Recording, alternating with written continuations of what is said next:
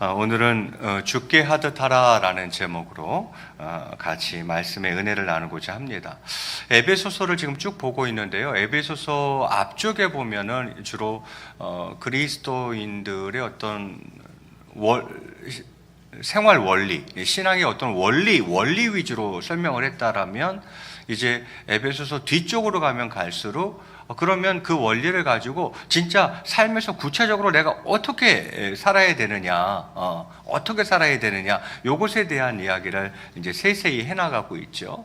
예를 들면, 부부가 어떻게 그럼 서로 해야 되는, 그리스도인으로서 부부가 서로 간에 어떻게 해야 되느냐, 그런 이야기들, 또 부모와 자식이 서로 간에 어떻게 해야 되느냐, 또, 종과 상전이 그리스도인으로서 서로 간에 어떻게 그럼 해야 되느냐, 이런 구체적인 이야기들을 바울이 해나가고 있습니다.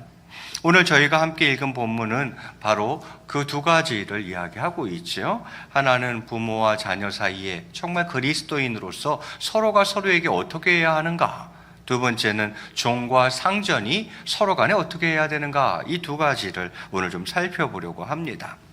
자, 그러면 부자간에 어떻게 해야 되는지부터 먼저 한번 보려고 합니다. 1절에 보면 이렇게 기록하고 있습니다. 제가 한번 봉독해 올리겠습니다.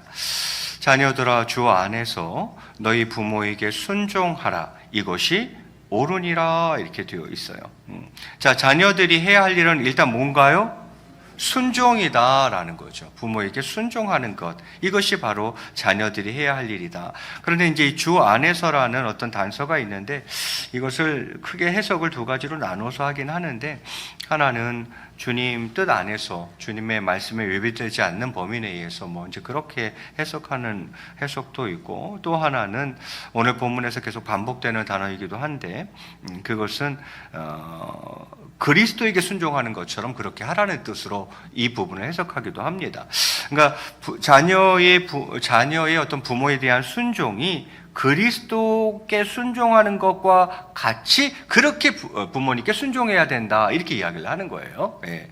자녀들아, 예수님께 순종하듯이 너희 부모에게도 뭐하라? 순종하라, 이렇게 이야기하는 것이었죠. 그러면서 끝자락에 이것이 옳으니라, 이렇게 이야기를 합니다.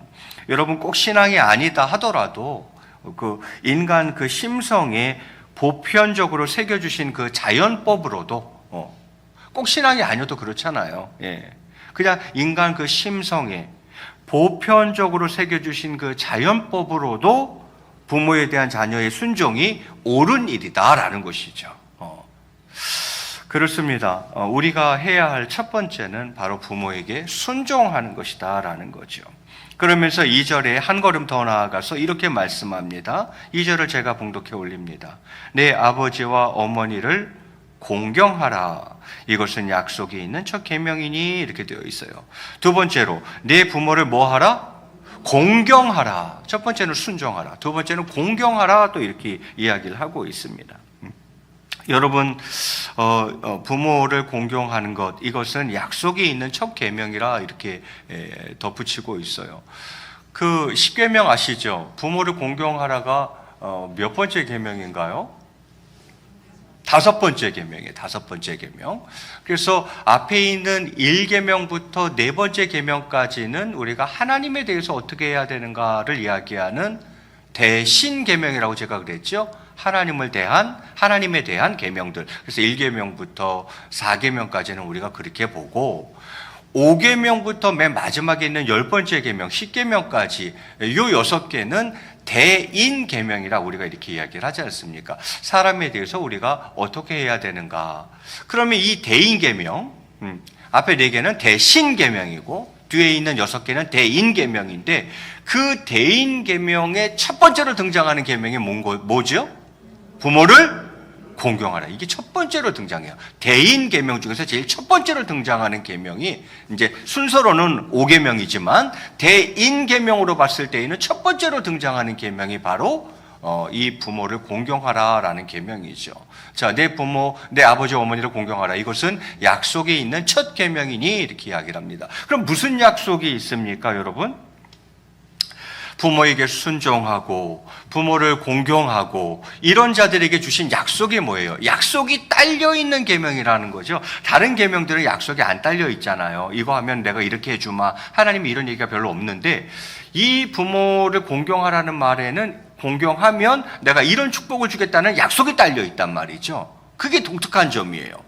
너희가 부모를 공경하면 내가 이런 복을 줄게, 이런 얘기가 있단 말이죠. 그 약속, 그 축복이 무엇이냐라는 거죠. 그게 이제 이어서 바로 3절에 나오는 거예요. 우리 3절 말씀은 한번 같이 읽겠습니다. 시작. 아멘. 어떤 복을 약속해 주고 있어요? 첫 번째, 내가 잘 되고 땅에서 뭐 하리라? 장수하리라. 이 복을 약속해 주고 있어요.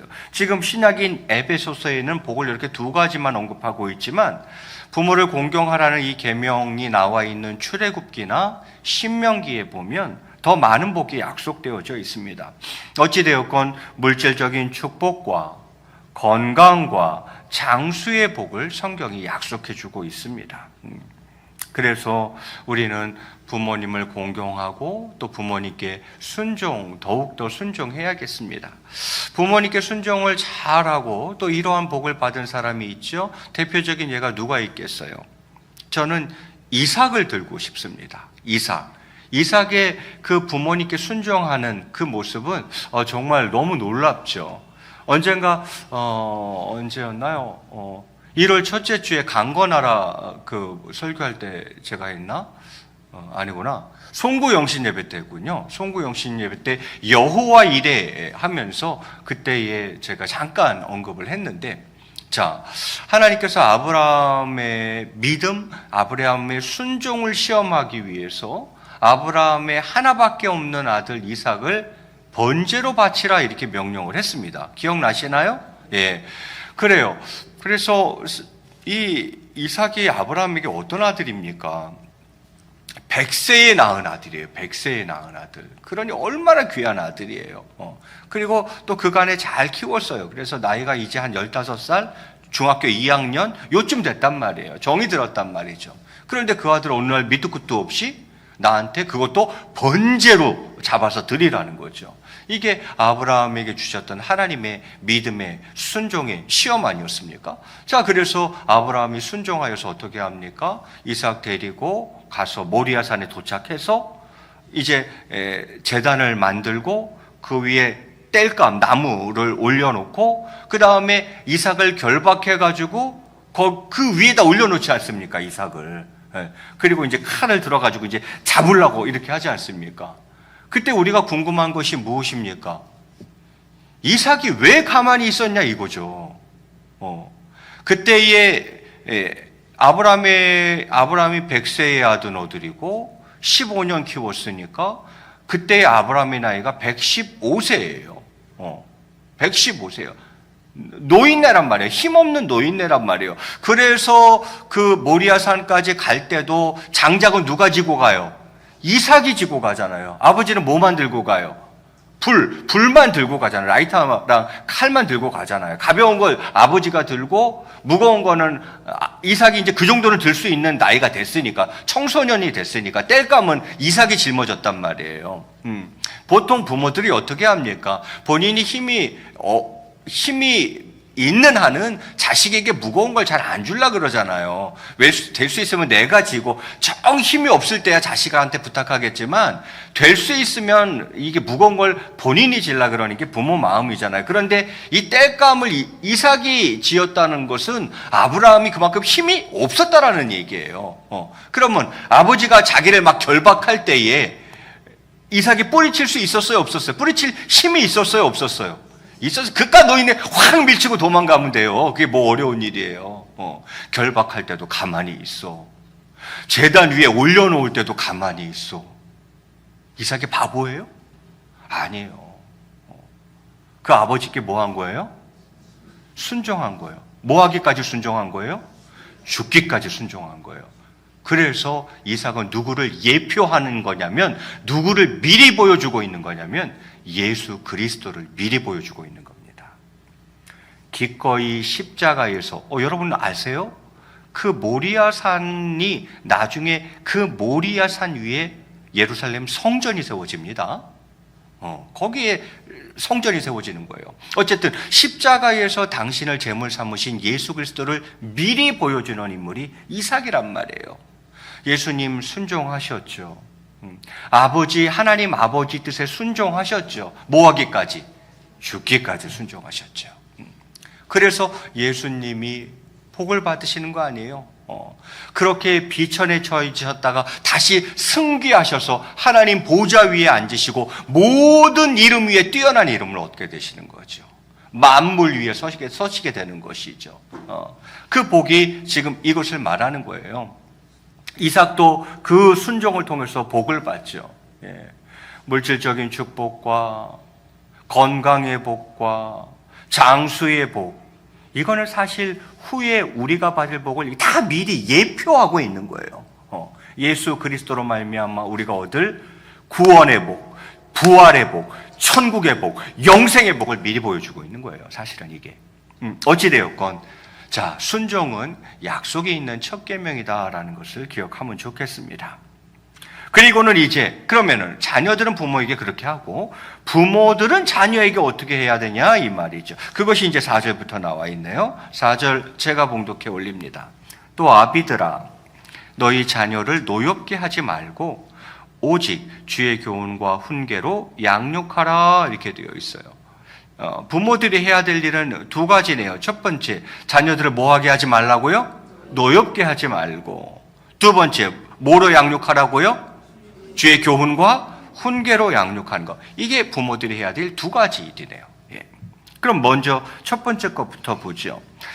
자, 또 아비들아 이렇게 되어 있는데 왜 아비라고만 얘기했을까요? 엄마는 다 어디 가고? 그건 부모 대신에 아비만을 언급하고 있는 것은 당시 자녀의 양육이 아버지의 책임하에 이루어졌기 때문에 이제 이런 표현을 쓰고 있는 거예요. 아버지의 책임하에 자녀 양육이 이루어졌기 때문에 아비만 일단 언급을 하지. 그러니까 엄마는 안 해도 된다 그런 말이 아니라 이 말이에요. 자, 부모들아 너희 자녀를 노엽게 하지 말라 이렇게 이야기를 합니다. 이건 상당히 자녀의 인격을 존중해주고 있는 거죠. 당시 가장의 권한으로 자녀를 죽일 수도 있었던 로마인들의 관습과는 매우 대조적인 교훈이죠. 지금 이게 쓰여질 당시는 로마 시대였단 말이죠. 로마 시대의 가장의 권한이라는 건 어마어마했어요. 어느 정도였냐면 그 가장의 권한으로 자기 자녀라 해도 그 자녀를 죽일 수 있었어요. 이런 권한이 있었어요. 이런 시대 속에서 지금 예수님의 이런 말씀은 상당히 그 자녀의 어떤 인격을 존중하는, 그 인격을 존귀히 여기는 그런 말씀이라고 할 수 있겠죠. 시대를 보면 그렇다는 거예요. 야, 이거 뭐 그 당시 로마는 진짜 가장의 권한으로 자녀를 죽일 수도 있었는데, 이런 문화 속에서, 이런 관습 속에서 자녀를 노엽게 하지 말라, 이런 말은 거의 그 반대되는 이야기 아닙니까? 그러면 자녀를 노엽게 하는 경우는 어떤 경우가 자녀들을 노엽게 하는 걸까요? 어떤 경우에 자녀들이 노여워하든가요? 뭐 너무 지나치게 엄격하다든지, 때로는 너무 가혹하다든지, 아니면 자녀들을 자꾸 편애한다든지, 자녀들을 남의 집 자식이랑 자꾸 비교한다든지, 이게 자꾸 아이들로 하여금 노엽게 하는 일들이죠. 우리가 이런 것들을 굉장히 조심해야 됩니다. 그러니까 우리 부모된 입장에서 자녀들을 노엽게 하면 안 돼요. 적당한 그리고 균형 잡힌 훈계가 필요한 거지, 너무 지나치게 자녀를 엄격하게 키우는 것도 문제가 될 수 있어요. 그렇다고 너무 가볍게 키우는 것도 문제가 될 수 있겠지만, 너무 지나치게 엄격하면 애가 주눅이 들어가지고 애가 늘 자신감이 없고 자존감이 낮아져요. 그리고 뭔가 체벌을 한다 해도 어느 정도지, 그게 너무 가혹하면 안 된다라는 거죠. 왜냐하면 그러면 애가 상처를 받아요. 그리고 어렸을 때 받은 상처는 잘 안 없어지는 거 알죠? 평생 갑니다. 평생. 그러니까 이런 부분을 굉장히 부모들이 조심해야 된다라는 거예요. 그리고 편애하는 것도 조심해야 돼요. 자식이 하나면 상관이 없지만 둘 이상이 되면 혹시라도 누군가 어떤 한 자녀가 우리 부모님은 편애하셔라는 생각이 들게 하면 안 된다라는 거죠. 그런 것도 또 조심해야 하고, 제일 기분 나쁜 거가 뭐예요? 나를 다른 집 자식이랑 비교하는 거. 이거 아주 애들은 굉장히 싫어하는 대목이에요. 아니, 비교해서 칭찬하는 건 또 괜찮아.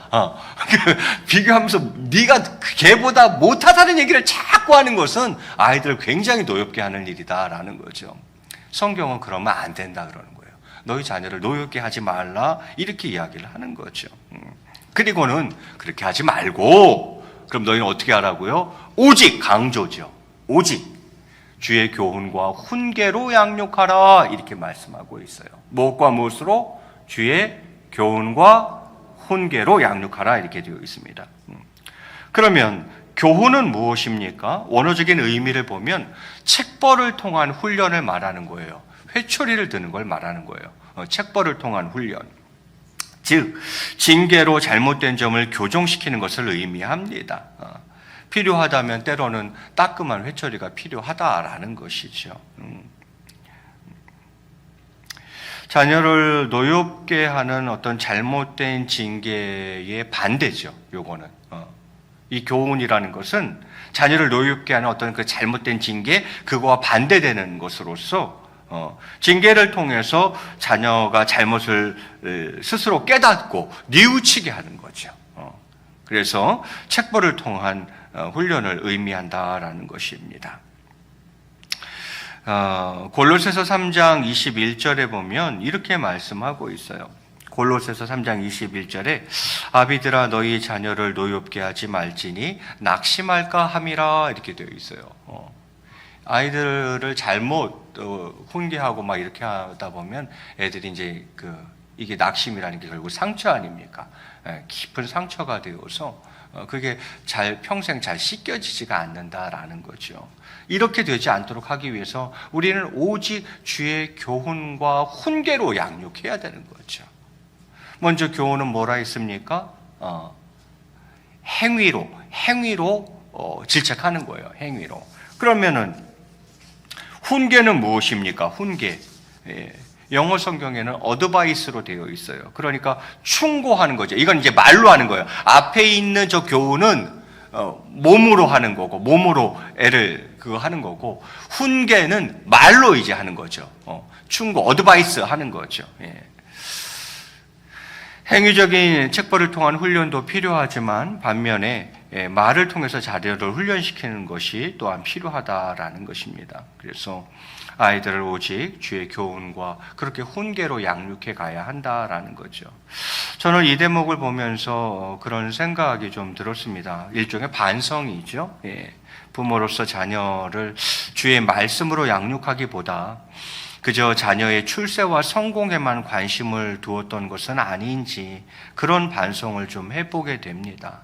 오늘 보면 분명히 하나님께서 내가 네게 맡겨준 그 자녀를 오직 주의 교훈과 훈계로 양육하라 그랬는데 잘 그렇게 못 키우고 있는 것 같아요. 정말 내 자녀들을 주의 말씀으로 양육하고 있나? 주의 말씀으로 정말 양육하기보다는 그저 그냥 자녀의 출세와 성공에만 관심을 두고 있는 것은 아닌지 하는 그런 반성을 해보게 되는 대목인 것 같습니다. 자, 정리하겠습니다. 정리하고 다음으로 넘어가겠습니다. 자, 부모와 자식 간에 어떻게 해야 되는가? 자식은 두 가지 해야 되네요. 첫 번째 순종, 두 번째 공경. 이거 하면 되는 거예요. 자, 그럼 부모는 자녀에게 어떻게 하면 됩니까? 두 가지 하면 됩니다. 노엽게 하지 말고 오직 주의 교훈과 훈계로 양육. 이렇게 두 가지 하면 됩니다. 자, 이제 5절부터 9절은 종과 상전에 대한 교훈이 이어지고 있습니다. 왜 갑자기 가정 얘기하다가 그 앞에는 부부 얘기했거든요. 남편과 아내는 서로 어떻게 해야 되는가 그 얘기했고, 그 다음 부모와 자식에 대한 얘기했는데 왜 갑자기 종과 상전 이야기를 하는가? 왜냐하면 옛날 가정에는 종이 있었기 때문에 그래요. 지금은 우리가 종이 없잖아요. 우리 조선시대만 해도 종이 있었잖아요. 가정 안에 부리는 사람들이 있었잖아요. 그래서 그 당시에도 가정에 종들이 있었기 때문에 이제 가정을 설명하면서 종 얘기를 또 안 할 수 없는 거야. 종과 상전은 어떻게 해야 되는가? 그 얘기를 바울이 하고 있는 거죠. 지금은 종이 없으니까 이것을 지금의 의미로 해석한다라면 고용인과 피고용인의 관계로, 고용주와 피고용인의 관계로 이 말씀을 이해하면 될 것 같습니다. 결론부터 말씀드린다면 피고용인은 어떻게 해야 되는가? 피고용인은 기회주의적인 자세를 좀 버리고 성실하게 맡은 바 임무에 충실하여서 직장에서 그리스도의 어떤 향기를 나타내야 되고, 또 반대로 회사를 경영하는 경영주 입장에서는 사원들을 좀 이해해주고 사랑도 베풀어주고 화목한 노사관계를 유지해야 할 것을 말씀하는 것입니다. 그러면 차분히 하나씩 좀 보겠습니다. 5절 말씀입니다. 5절 말씀 제가 봉독해 올리겠습니다. 종들아, 먼저 종들에게 얘기합니다. 두려워하고 떨며 성실한 마음으로 육체의 상전에게 순종하기를 그리스도께 하듯 하라, 이렇게 되어 있어요. 그러니까 종들이 가져야 될 첫 번째 마음은 무슨 마음이죠? 성실해야 된다는 거죠. 종들이 성실하지 않고 불성실하고 그냥 눈치만 보고 기회주의적이고 이러면 안 된다는 거예요. 종들은 어떠해야 된다? 성실해야 된다. 그래서 육체의 상전에게 순종하기를 그리스도께 하듯 하라, 이렇게 이야기를 하고 있습니다. 성실하다라는 것은 위선이 없이 정말 내가 종이지만, 주인의 것이지만 내가 성심껏 일하는 거죠. 그렇게 해야 된다, 사도 바울이 이야기하고 있어요. 6절에 이어 설명하기를 눈가림만 하여 사람을 기쁘게 하는 자처럼 하지 말고 그저 눈가림으로만 일을 하는 거야. 그러면 안 된다라는 거죠. 여러분, 이 눈가림도 한두 번이지 계속하면 눈치를 챕니다. 얘가 정말 성실한 아이인지 아니면 내가 볼 때만 열심히 하는 척 하는 아이인지 시간이 좀 지나면, 처음에는 잘 모르겠죠. 그러나 시간이 지나면 압니다. 알 수밖에 없어요. 그런 식으로 일하면 안 된다. 종들이 그런 식으로 일하면 안 된다, 이렇게 이야기하고 있는 것이죠. 눈앞에서만 열심히 봉사하고 정말 눈가림만 하는 그런 게 아니라 언제나 정직하고 성실하게 일하는 것이 종의 자세다, 이렇게 이야기하는 것이죠. 그러면서 첫 번째 마음은 성실한 마음이라면 두 번째 마음은 무슨 마음입니까? 7절 말씀에 보니까 기쁜 마음으로 섬기기를 주께 하듯 하고 사람들에게 하듯 하지 말라, 이렇게 되어 있어요. 첫 번째 종이 가져야 되는 마음은 성실한 마음이라면 두 번째 마음은 기쁜 마음이라, 이렇게 이야기할 수 있겠죠. 여러분, 기쁜 마음. 근데 이 종들이 일하면서 기쁜 마음을 갖기 쉽지는 않잖아요. 그런데 성경은 이왕 하는 거 즐겁게 기쁜 마음으로 하라, 이렇게 이야기를 하고, 기쁜 마음으로 섬기기를 어떻게 하듯 하라고요? 주께 하듯 하고, 이렇게 이야기를 하고 있습니다. 이것이 바로 종들의 자세라고 할 수 있겠죠. 기쁘고 즐겁게. 자, 그러면서 그 이유를 8절에서 설명하고 있습니다. 우리 8절 말씀은 한번 같이 읽겠습니다. 시작. 이는 각 사람이 무슨 선을 행하든지 종이나 자유인이나 주께로부터 그대로 받을 줄 알미라. 아멘. 그렇습니다. 사람이 뭘 하면 자기가 한 대로 받게 되어 있는 거예요. 이게 그냥 세상의 원리이자 사실 성경의 원리예요. 내가 잘하면 좋은 것을 받게 되는 것이고, 내가 잘 못하면 좋지 못한 것을 받게 되는 거죠. 이것은 너무나도 당연한 원리죠. 각 사람이 무슨 선을 행하든지 주께로부터 그대로 받을 줄 알미라, 이렇게 되어 있어요. 여러분, 이 원리는 가장 일반적이고 보편적인 원리인 것 같아요.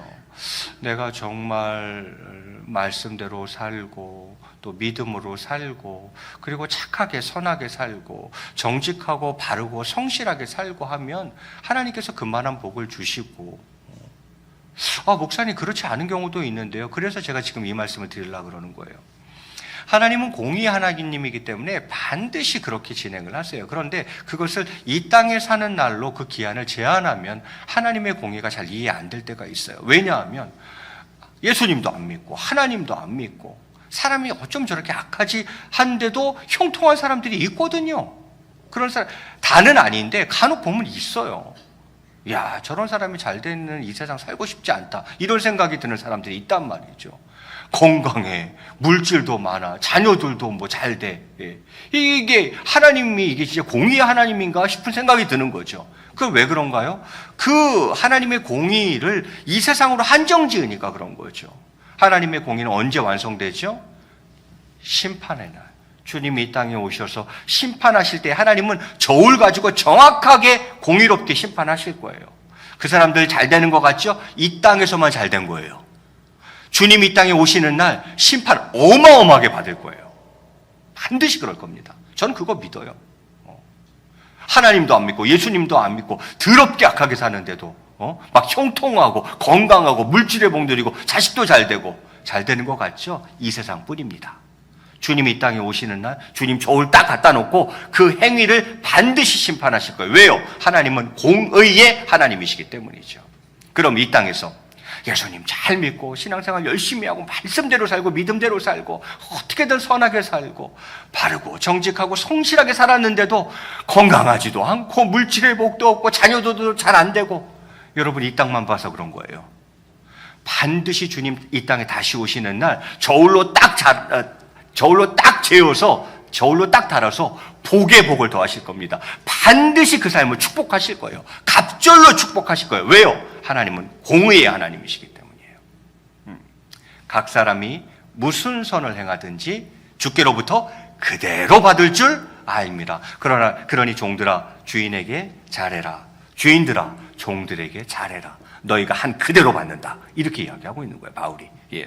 그러면서 본문이 9절에서 마무리되고 있죠. 우리 마지막 말씀이니까 같이 읽습니다. 시작. 상전들아 너희도 저에게 취하고 상전이 하늘에 계시고 그에게는 사람을 외모로 취하는 일이 없는 줄 너희가 알미라. 아멘.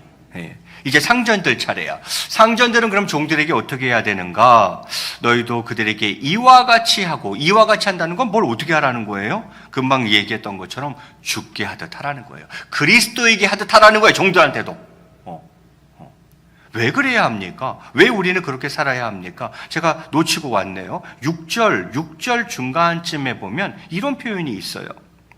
눈가림만 하여 사람을 기쁘게 하는 자처럼 하지 말고 그리스도의 종들처럼. 왜 우리가 이런 삶을 살아야 되죠? 우리가 누구의 종이기 때문에?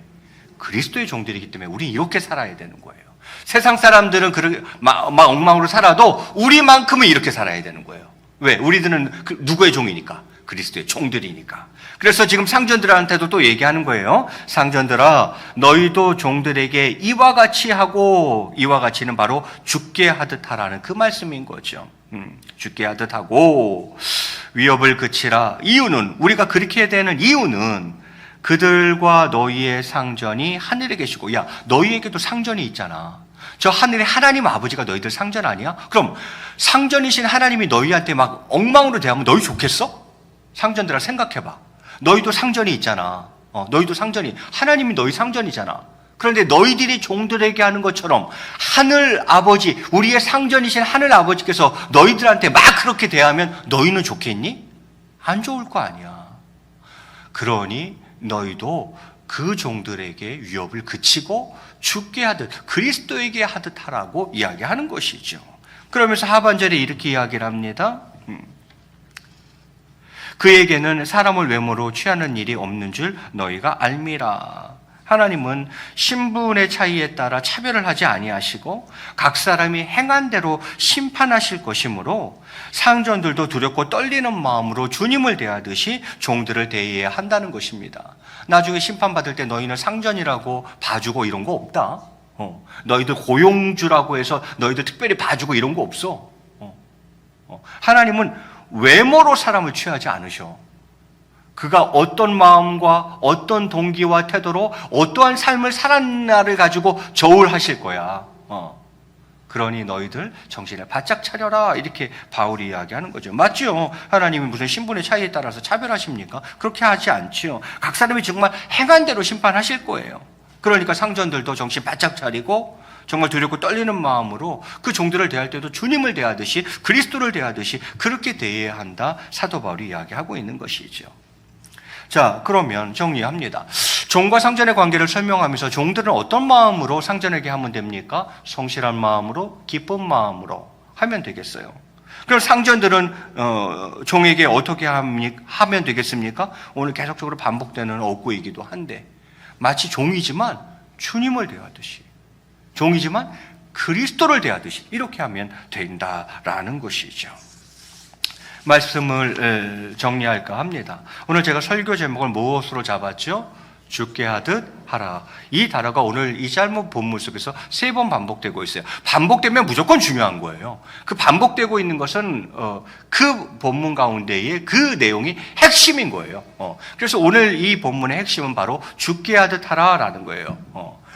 남편도 아내한테 죽게 하듯이 하고, 아내도 남편에게 죽게 하듯이 하고, 자식도 부모에게 주님께 하듯이 하고, 부모도 자식에게 그리스도에게 하듯 하고, 종도 상전에게 죽게 하듯 하고, 상전도 종에게 죽게 하듯 하면 된다라는 거예요. 예.